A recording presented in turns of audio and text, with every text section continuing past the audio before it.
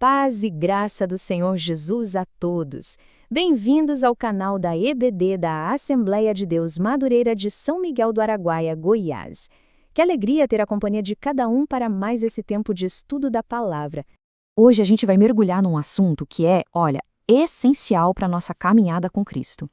E tudo começa com essa pergunta que com certeza já passou pela cabeça de todo mundo.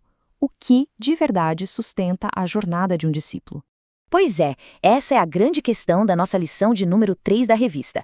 Ela vai direto ao ponto, nos fazendo pensar sobre os compromissos que formam a base, o alicerce, da vida de quem decide de fato seguir a Jesus. A nossa revista Betel Dominical, ela nos mostra que a vida com Cristo não é uma coisa passiva, sabe? Pelo contrário, ela é construída ativamente, dia após dia, em cima de alguns pilares, de compromissos que, sinceramente, fazem toda a diferença. E que compromissos são esses? Bem, é um compromisso com o próprio Cristo antes de tudo, com a palavra dele, com a verdade, com a obediência, com uma ética que reflete o céu e, claro, com a igreja local. E é nesse último ponto que a gente vai focar hoje. Cada um desses pontos molda quem a gente é. Mas agora, vamos dar um zoom. Vamos nos concentrar em um deles, que é absolutamente vital. Um compromisso que nos mantém fortes, conectados não só com Deus, mas também uns com os outros.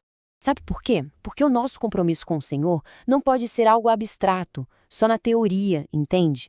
Ele precisa se tornar visível, prático, real.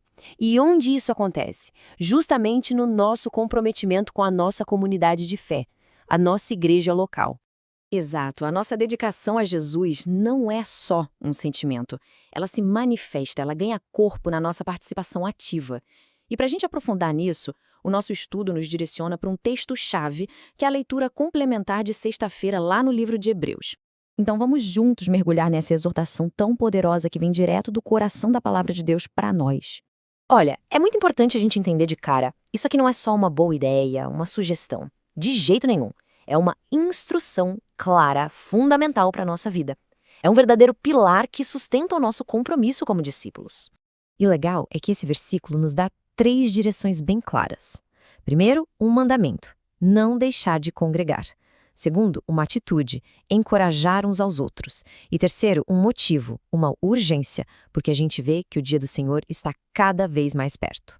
Então, a palavra nos dá o quê, o como e o porquê. Mas vamos pensar um pouco mais nisso. Por que, afinal de contas, esse ato de se reunir é tão fundamental para a nossa fé? A vida cristã nunca, jamais foi feita para ser uma jornada solitária. Pensa comigo, o isolamento gera o quê? Fraqueza, desânimo, um risco enorme de a gente se desviar. Mas a comunhão traz força mútua, edificação, um testemunho coletivo poderoso, é outra história.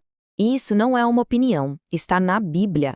Em 1 Coríntios, capítulo 12, a palavra diz que nós somos o corpo de Cristo, e cada um de nós é um membro desse corpo. E vamos combinar, um corpo simplesmente não funciona com as partes separadas umas das outras. E essa ideia de sermos um só corpo nos leva direto para uma conclusão maravilhosa que o nosso guia de estudo apresenta. Preste atenção nessa frase do pastor Josué de Gouveia, que está na nossa revista. Você não é o corpo de Cristo isolado. Não são separados. Somos o corpo de Cristo. Que forte isso, não é? Nós só somos o corpo de Cristo de verdade quando estamos juntos. Então, o grande resumo da nossa conversa é este. A presença na congregação é muito mais do que um costume. É um ato de compromisso com Deus e com os irmãos. É um ato de adoração coletiva e de fortalecimento mútuo. E que essa reflexão nos desafie. Fica a pergunta para a gente levar para essa semana. Como nós podemos ativamente fortalecer nosso compromisso com a nossa congregação?